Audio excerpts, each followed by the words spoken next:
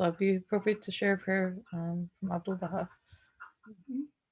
O thou kind Lord, grant that these trees may become the adornment of the Abha paradise. Cause them to grow through thy celestial bounty. Make them fresh and verdant, and besprinkle them with heavenly dewdrops.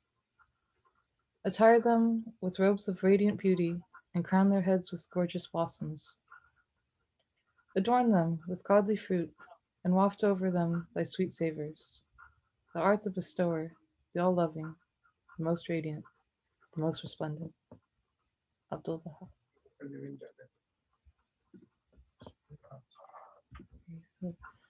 Welcome, friends. We're very pleased to have Dr. Hussein Adia back to give a two-part presentation on the Ascension of Abdu'l Baha.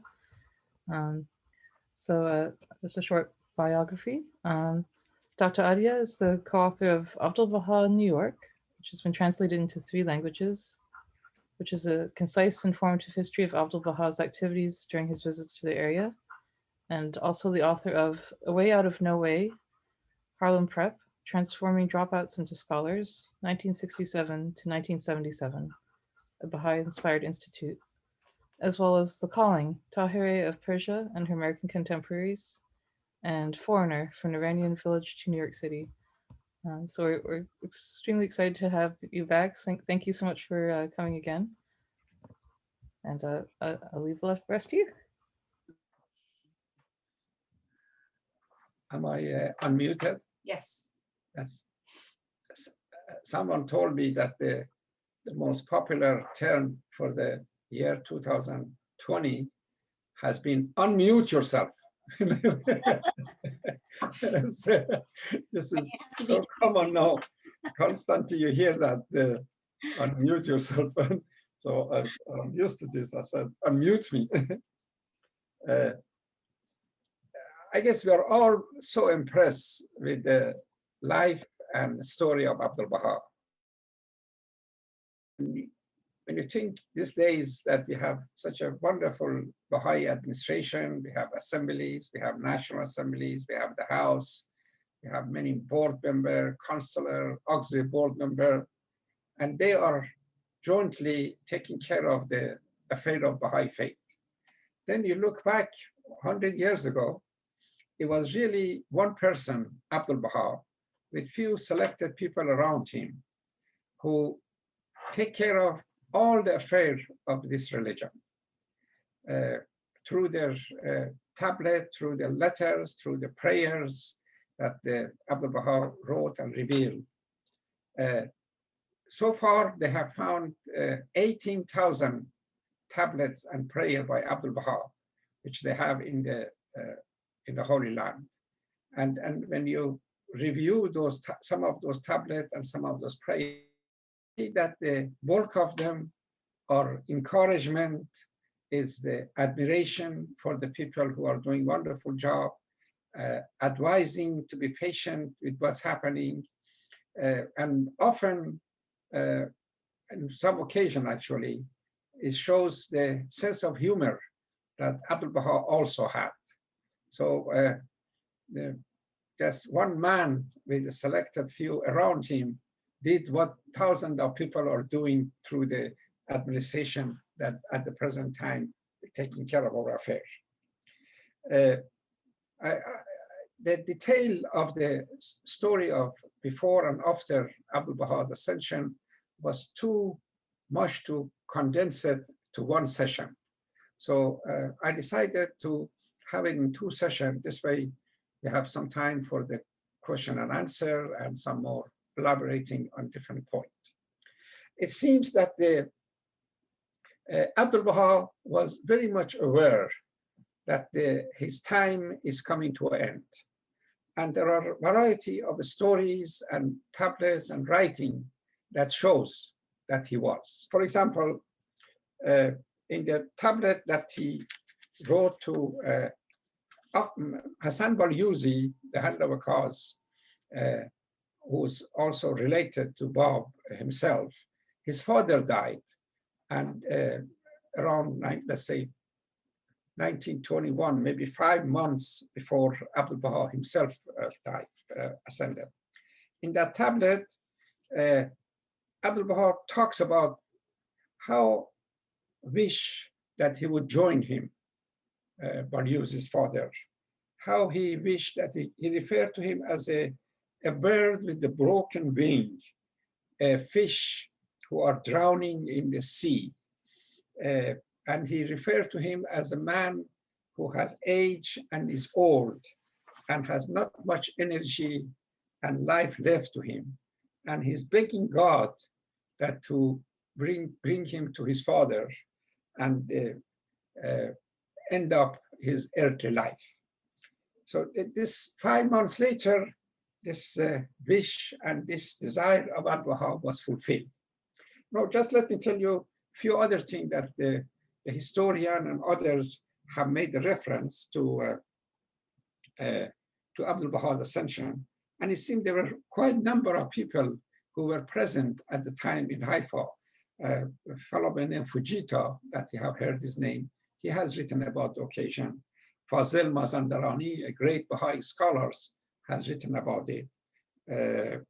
Dr. Krog actually was a New Yorker who was at the time in Haifa, and he was a physician of Abdu'l Baha. He wrote about it. Stanwood Cobb actually has written about it.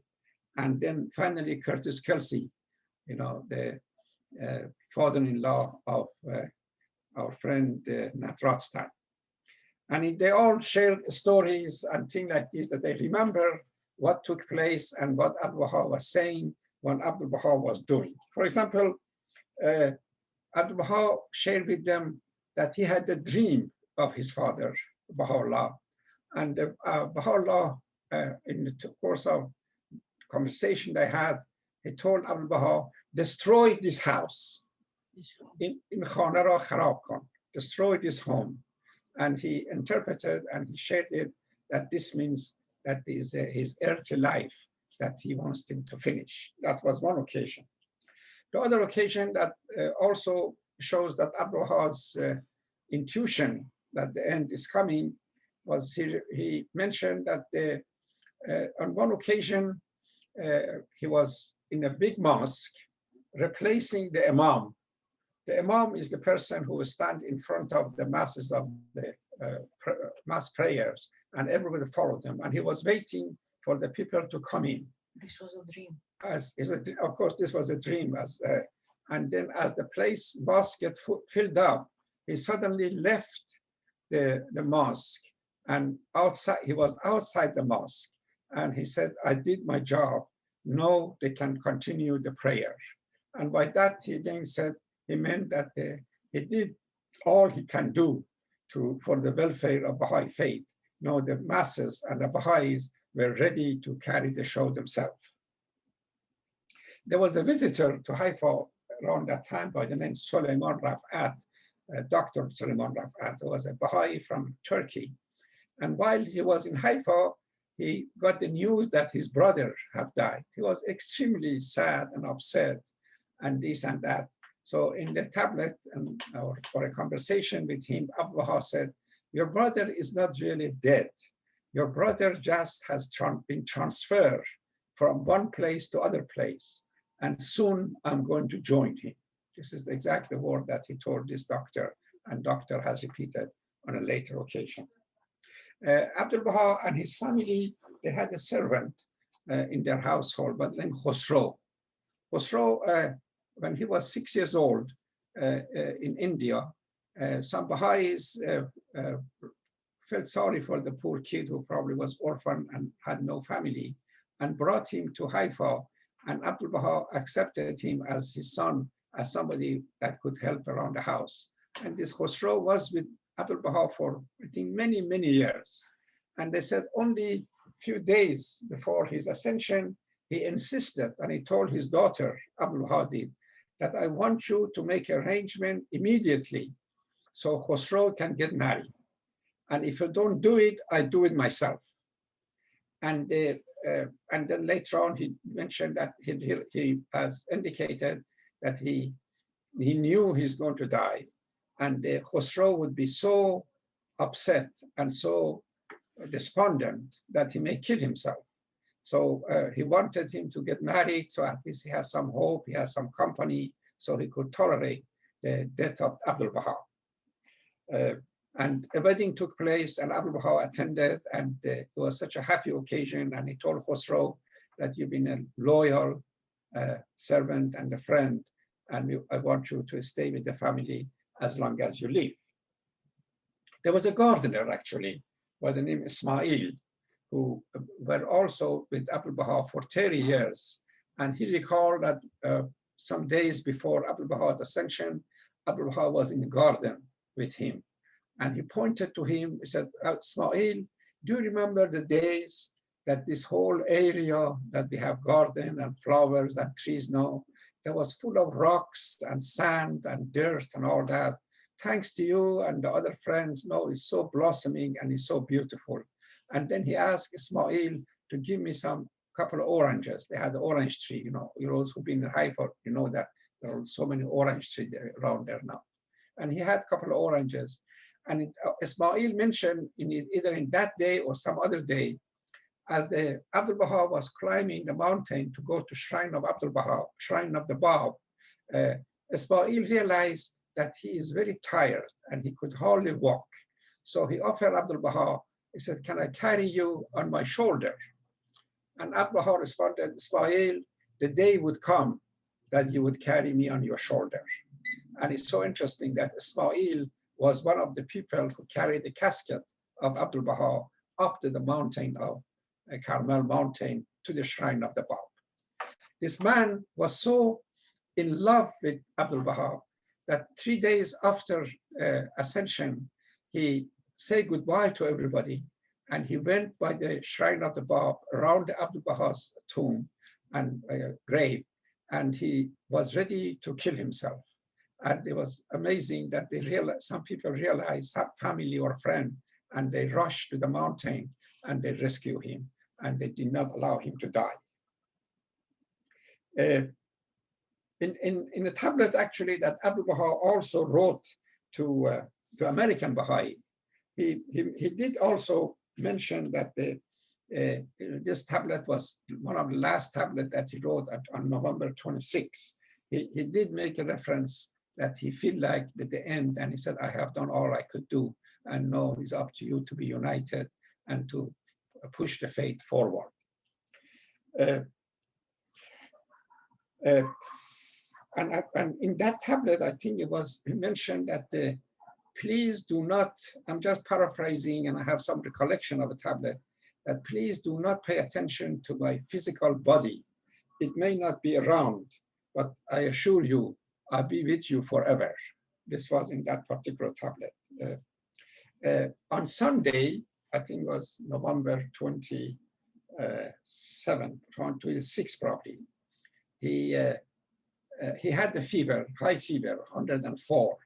And Dr. Krog, who was his physician, just visiting there at the time, gave him some medication, and the fever came down. And that particular Sunday afternoon, he encouraged his daughters and his son-in-laws and others to go to the shrine of the Bab and to participate in a gathering that they had for the Day of Covenant.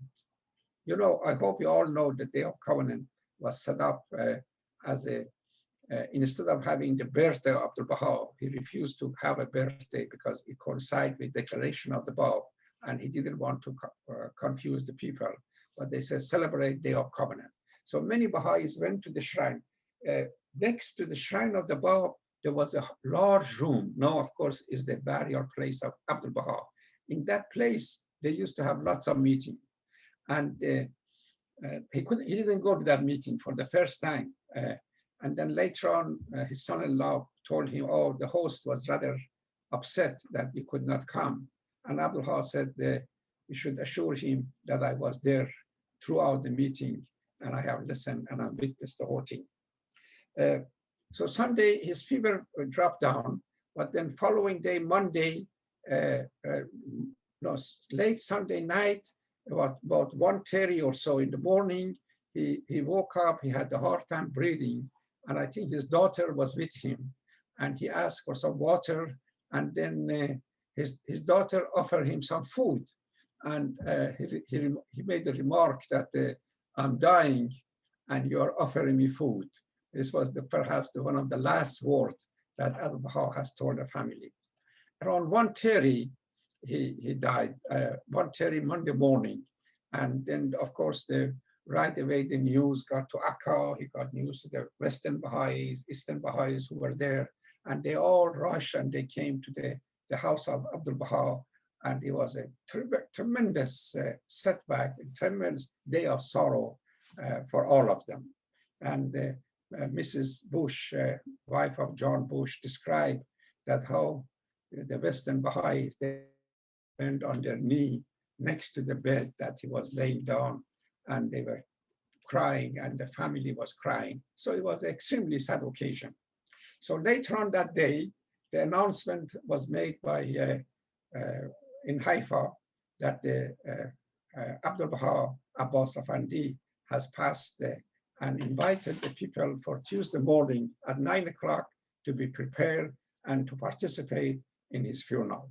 And at the same time, his sister, Greatest Holy Leave, sent a telegram to America, to Iran, to Germany, to Ashgabat, to England, and inform them and tell them that the light of Baha has descended and Abdu'l Baha has died. Abdu'l Baha was very anxious to have Shoghi Effendi by his side toward the end of his life. And he even told his daughter that please telegram Shoghi Effendi, and this is a few weeks before his ascension, and ask him to come to Haifa immediately. Of course, these loving parents, instead of listening to Abdu'l Baha doing things, they wrote a letter to Shoghi Effendi.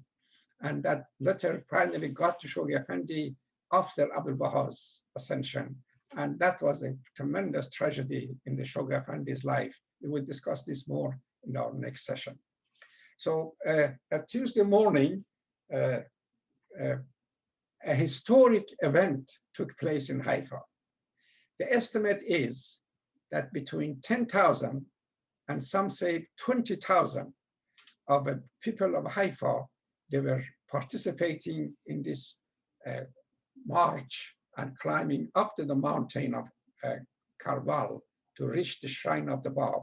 Because what Greatest Holy Leave decided that right next to the shrine of the Bab, there was an empty, that room that was empty. They had the opening in the floor down in the basement, and the decision was made that his body would be buried there. So people were surrounding the casket. To start with, 9 individuals, including John Bush from California, began to carry the casket outside the house. And then as they were going toward the shrine, it took about an hour or so to get there. They would keep changing because many people were anxious, were interested to carry the casket. The historian believe that it was a most unusual occasion in Palestine history. People who were always under friction with each other, they were fighting, they were killing the Jews, the Muslims, the Persians, the court, who are the Druzes, and they all participated. And my next presentation, I will try to share with you some of the talks that was given on occasion. Right on the top of the mountain, they put the body down on a table. Of course, the day before, night before, Badi Boshui washed the body, what the honor, and then they prepared a casket, and they put the taj or the hat that Baha'u'llah always wear on Abdu'l Baha's head, and they put him in the casket. What else I can say in that occasion? We would talk about many other things, but the messages come from Winston Churchill, who at that time was a member of a cabinet in England. It came from General Allenby, the one who waged a war in the First World War against the Ottoman Empire, and he was in Palestine for some time. It came from the High Commissioner of the British. In those days, Palestine was under control of England, and High Commissioner Herbert Samuel drove all the way from Jerusalem and came to Haifa to participate in the funeral service. and to that amazing occasion. I have a series of pictures that either Tatiana or Anne would share with you, and perhaps I can say a few words about, and then if you have any question, I can answer that. These are some of the last picture that you would have of Abdu'l Baha. This is him with next to the shrine of Baha'u'llah, and this picture I think was taken in May of 1921. So it's just a few months before he died. This is the picture of his house actually in Haifa that was built for him after that was built or it was purchased when they moved from Akka, from prison of Akka, and now to Haifa itself. There's a couple of pictures. I think these are the last group of pilgrims, either from east or from the west, who were visiting, and they took a picture with Abdu'l Baha. And this picture taking of Abdu'l Baha is very interesting. I read some story someplace that he was not really anxious to have his picture taken, but when he was in New York, I think, his photographer who worked for a major newspaper come to take his picture. And Abdu'l Baha said, no picture, whatever. And the guy told, if I don't take your picture and send it to newspaper, I lose my job. So Abdu'l Baha felt sorry for him. So, okay, if that's the case, go ahead, take some picture. That was the beginning of taking picture of Abdu'l Baha. And thanks God to that young man, we have so many wonderful pictures of Abdu'l Baha.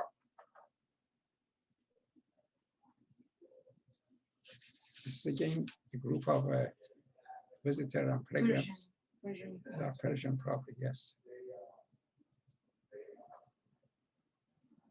Walking down Mount Carmel. And this one, I think, is a mountain of Carmel. He's walking down.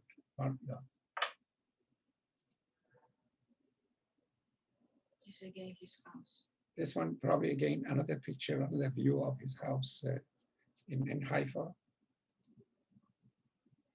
This is again, he's climbing up to reach the shrine of the Bab.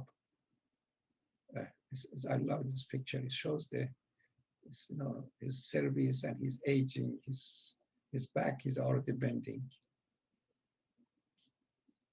It's another wonderful picture of Abdu'l Baha that I found. This is the view of the city of Haifa. And somebody took a picture of him watching the view of the city of Haifa. This is a very popular picture. This is also a very good picture. That you see how the street was. This is actually the best part of Israel. Before they moved from Akka to Haifa, even life was more miserable. These are the roads and streets completely unpaved, no running water. Imagine in the winter with the rain or the snow, if they had, what would happen? This is the bed that Abdu'l Baha died. And actually, there's an interesting story that Curtis Kelsey was a good photographer, and being so anxious, he took some picture of Abdu'l Baha laying there after he passed. But Shoghi Effendi instructed him to destroy the picture because that was not very nice to have those pictures. So this is the bed here. It's a view of the historic Haifa. This one, I think, is the telegram that Ruhi Khanum sent, and he said the greatest holy life. Greatest holy life Bahi Khanum sent, and in that he said, His Holiness Abdu'l Baha ascended to Abha Kingdom, informed the friends. This telegram went all over the place, informing people that the Abdu'l Baha has died. This is when, I think, the beginning when they start to take the casket out of the house and carry it through the streets and eventually to the mountain slope. It's the masses of people that were participating, and they gave such amazing speeches. I will share with some of them with you next time. Again, masses of people participating in the funeral. This is the place where they gave the speeches. Yeah, probably could be right there. The speeches was given right there. and the speeches was given by the Jews, by the Muslims, by Arabs, by a whole bunch of other people. And these are the flowers to remember Abdu'l Baha.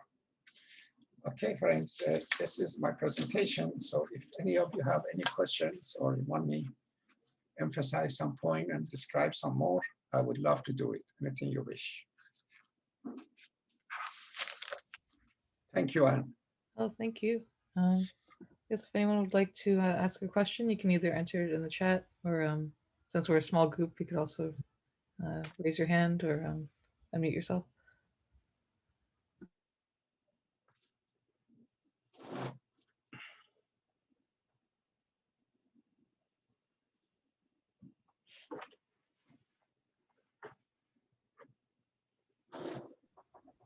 Does anyone have any questions? No, thank you very much, Hussein. You're welcome. Welcome, thank you. It's always love to see the friends and talk about Abdu'l Baha. It's amazing. The life of Abdu'l Baha this year is so significant that we are commemorating the 100 years anniversary of his ascension. We are building a new shrine for him. I'm just wondering, we should find out, there must be some reason to pick that particular spot that they are building the shrine for him. Anybody knows why they picked up that particular spot?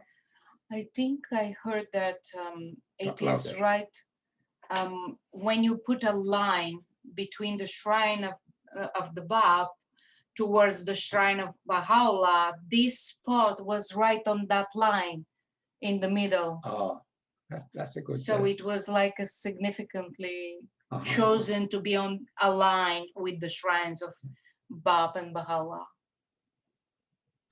Actually, So, go ahead. Richard. are they going to exhume his body or his remains and move it to the shrine? I wonder. I really don't know the detail how they're going to Well, do it. how else would they get him into his That's new true. shrine? The shrine, If they right? don't, they can't leave Well, him where he is historically- now. Yeah, historically, if you remember the bodies of Mirza Mehdi, the mother of Abdu'l Baha, and many others who were transferred the same way. So Yeah. I would assume that this will be a special ceremony which will be announced for sure. So will be recorded for sure, because Yeah. now we have a whole world to watch and participate in such a grandiose occasion. So we will be looking after to see this ceremony and pray together for the blessings this unique person have given to the world. Actually, some people were speculating and wondering what would happen to the remain of Shoghi Effendi. Would they ever plan to move it to Yeah, to I heard, area? I heard when transportation is about 1 hour between the Holy Land and England, that it will be done that way. Oh, is that what they say? That's what I heard. I don't know. Yeah, that's a good I heard point. the story. Actually, speaking of 1 hour, we have to be close. I have a personal story.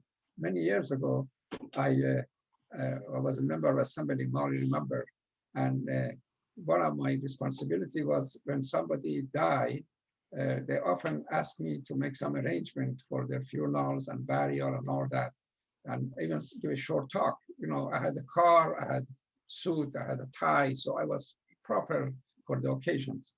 So most likely I helped to bury 20, 30 Baha'is throughout time I was a member of assembly for many years. I also would make arrangement for them to get married. I would witness their marriage, I would go to the ceremony and all that. So it was wonderful.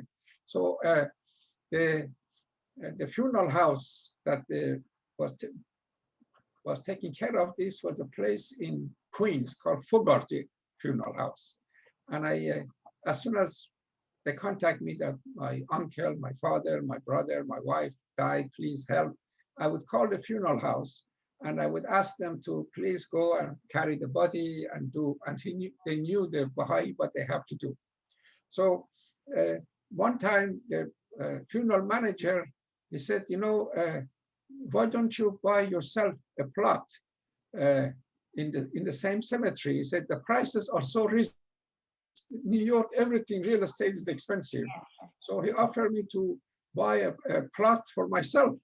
And I did, you know, I had some cash, why not, you know, people. So I got myself a plot. And then, lately, whoever asked me, how come you stay in New York for so long? And he said, don't you realize I have a plot? I have to be 1 hour from my plot. If I go anywhere else, I would miss the opportunity and believe me, I buy that plot, I think for few $1,000s. No, it's $40,000. So it was a good investment. Real estate investment.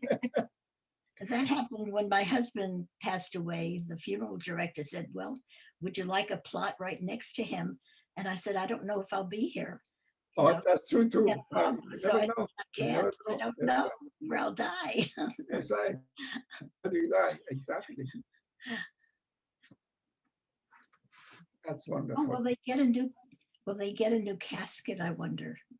You know, for I'm just one really, I don't know the detail of there was also a popular in the East, but I don't think so. They did it for Abdu'l Baha, that to have, to put the wooden casket in some sort of a more solid container. Yes. And so it may have been put in some kind of container, I don't know, made out of the glass or made out of steel, whatever, that they could probably take that and move that to the new location. That's a possibility too, but I don't know the detail of that. We're going to find out. Okay, friends. Well, Allah Akbar, Janab Dr. Adil, Haifa Aziz, Baha'i friends. But a few years ago, yes, I was attending a conference in Chicago. Yes. And I met a lady who she said she is the great-granddaughter of Ismail. Oh, that's interesting. Yeah, it was a bounty. And Baha'i would go shake her hand and talk to her, and it was a really nice occasion.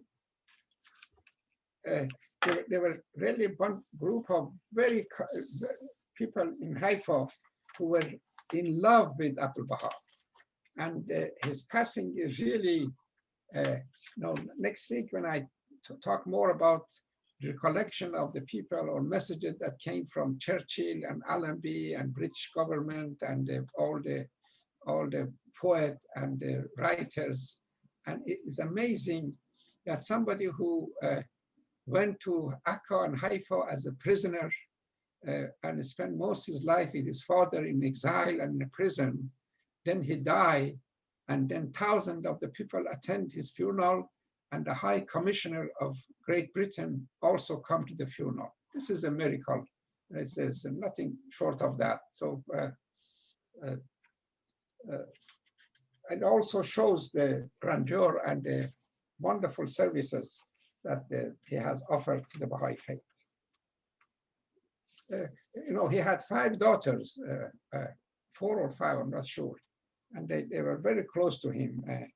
Ziya'iye, Tuba, Ruha, Monawar, and then of course his wife, Monira Khanum. So, and their husband, the daughter's husband and all that, they were all present at the time that he passed, Mirza Hadi, and then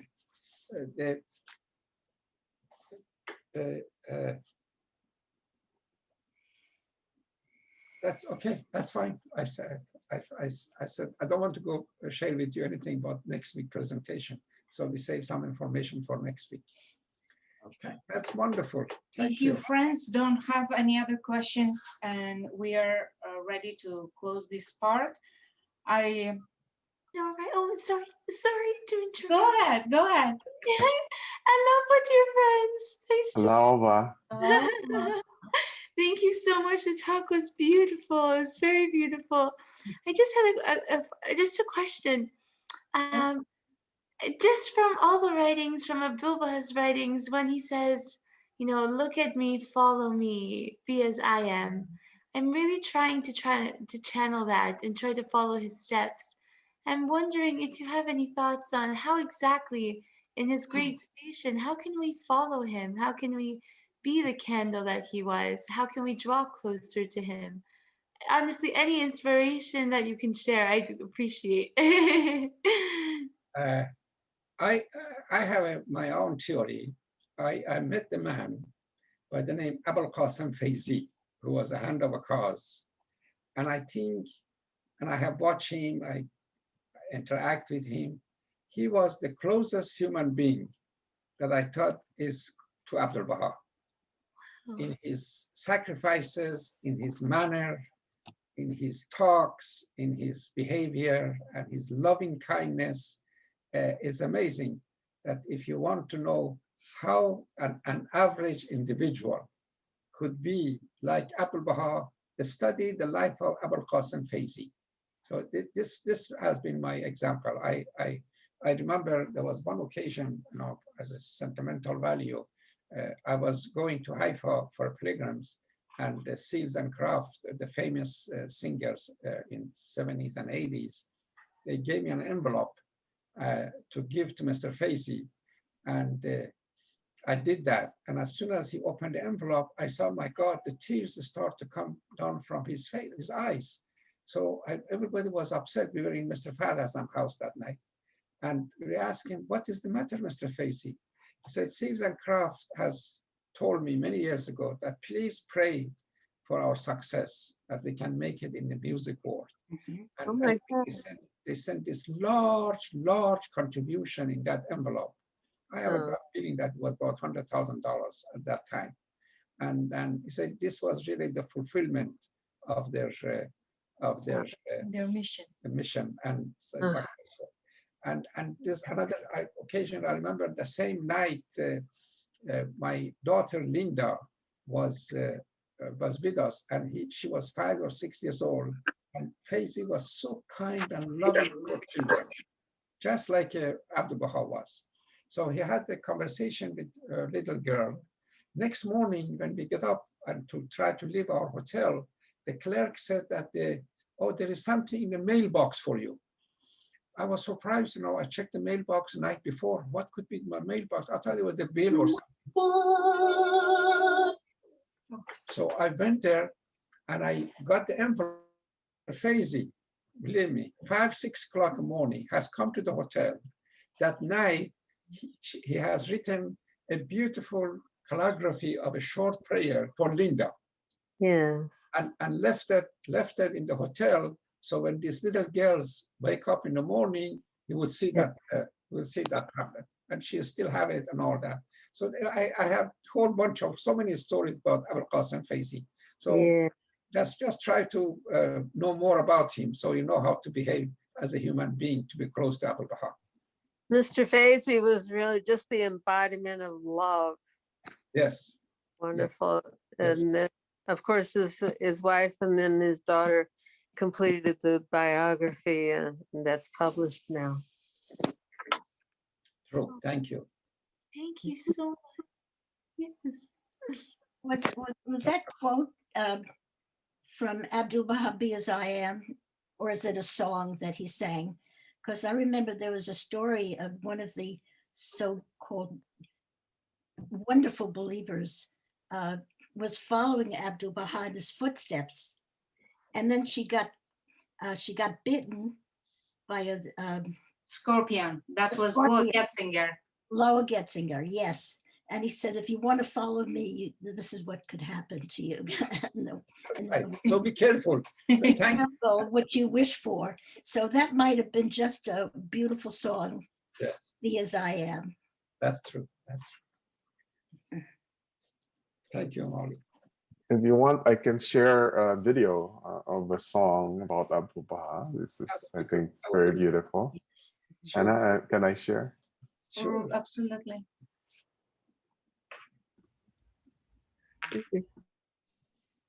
Sharing now.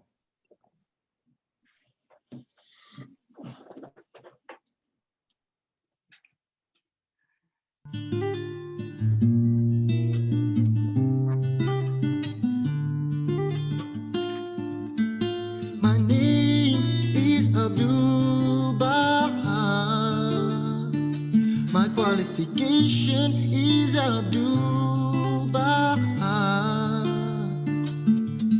My reality is Abdu'l Baha.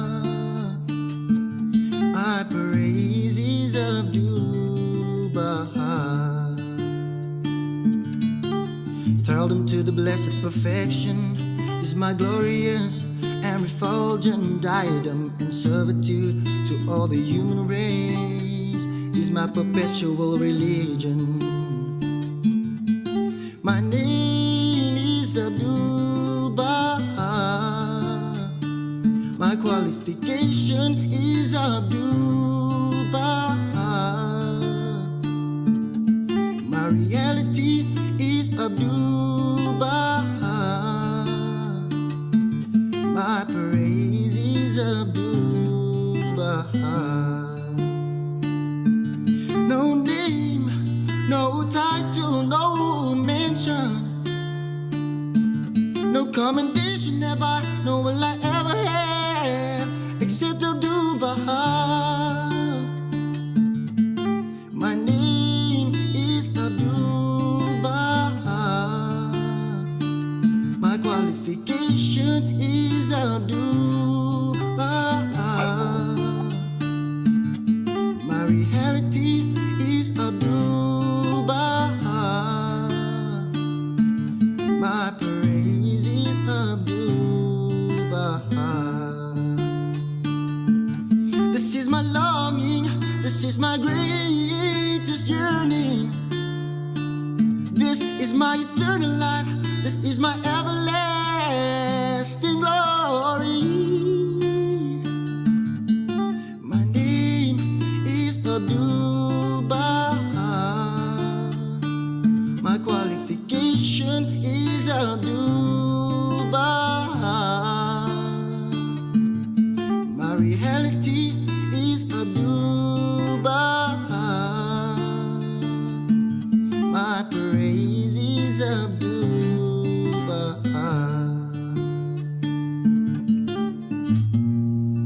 Abdu'l Baha.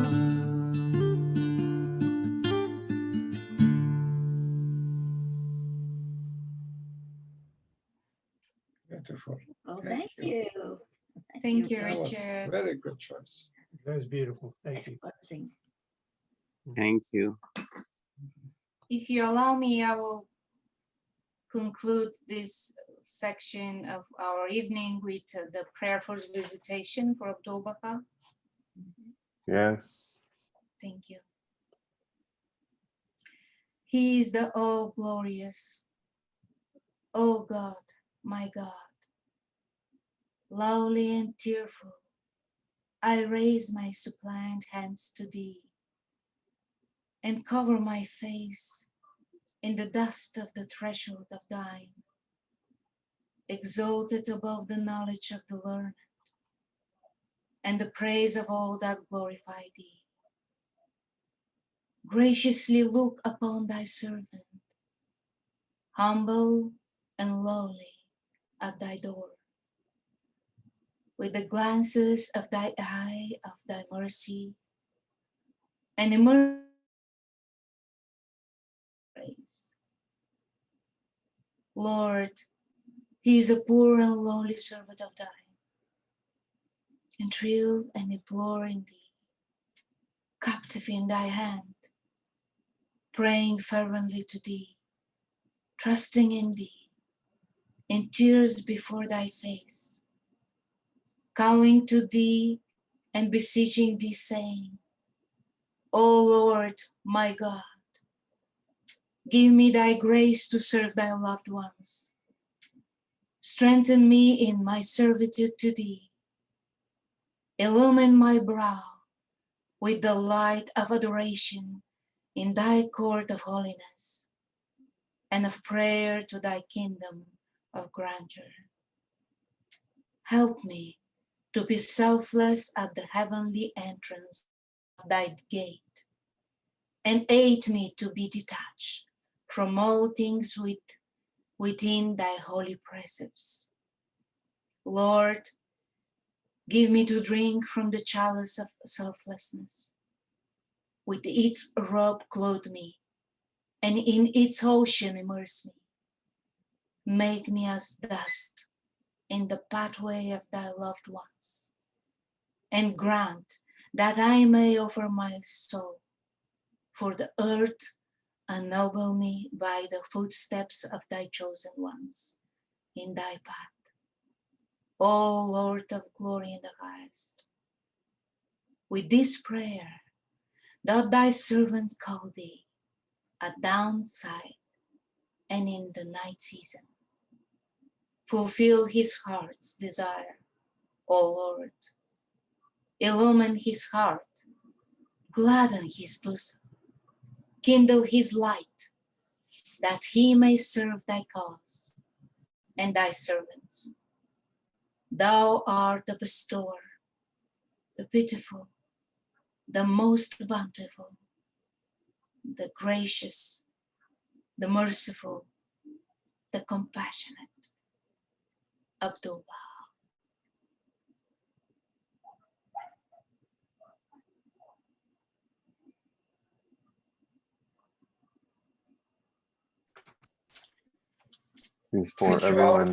Before everyone goes, I would like to take a picture. Sure. Okay, everybody. I think Tanya is getting her tiffy. All right. Yeah. Okay, everyone, show your beautiful faces. Ready? Thank you, Richard. Ready? 1, 2, 3. I got it. Okay. If Thanks. you want, I can share it in the chat so you have Yes, please. Yeah. And while I'm sharing. also, please join us for part 2 of the talk next weekend. I believe it's Sunday, right? Not Saturday. Next. Yes. Yes, on the 11th. Yes, 11th. For the second part of the talk. Same link. Oh. Thank Same you, time. Anne. Good night. Thank you.